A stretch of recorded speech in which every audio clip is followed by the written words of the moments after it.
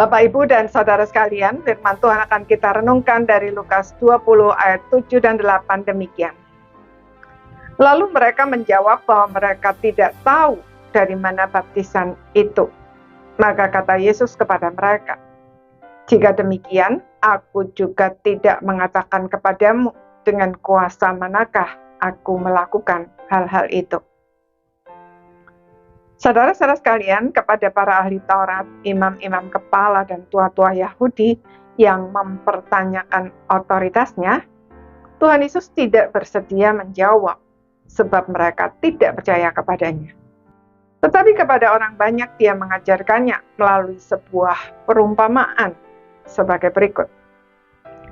Ada seorang membuka sebuah kebun anggur dan mempercayakannya kepada para penggarap dengan harapan pada saatnya ia dapat mengambil hasilnya.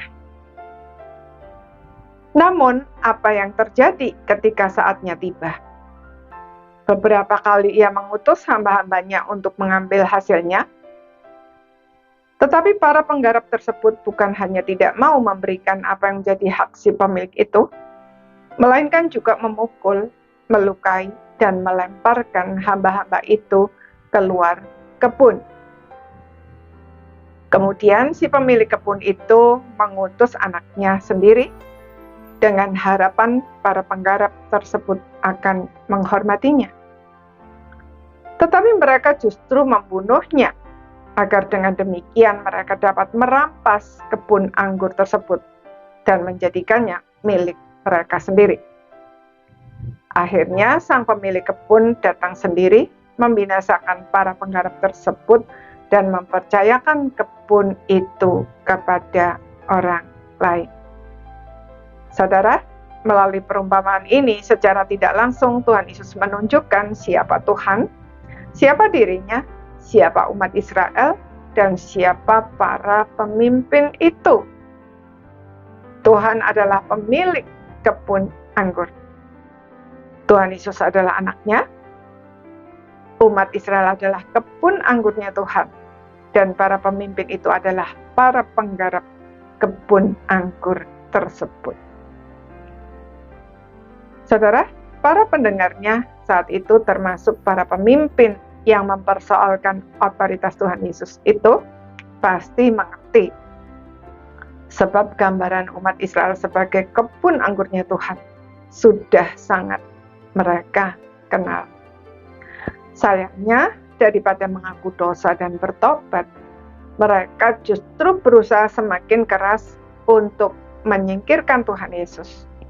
Dengan demikian, mereka justru meneguhkan apa yang dikatakan Tuhan Yesus itu, sampai akhirnya benar-benar terjadi persis seperti yang Tuhan Yesus katakan.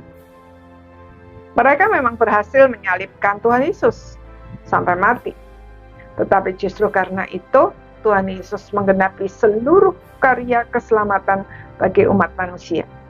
Sehingga bait Allah yang menjadi simbol dari semuanya itu sudah tidak berfungsi lagi dan dihancurkan pada tahun 70. Dengan demikian peran para pemimpin itu sudah tidak ada lagi. Sejak itu, yang disebut sebagai umat Allah bukan lagi keturunan Abraham secara jasmani, melainkan keturunan Abraham secara rohani, yaitu setiap orang dari bangsa apapun yang percaya dan menerima Kristus. Karena itu, siapapun kita, jangan pernah lupa bahwa kita hanyalah penggarap yang dipercaya untuk mengelola kebun anggurnya Tuhan. Kita bukan pemilik.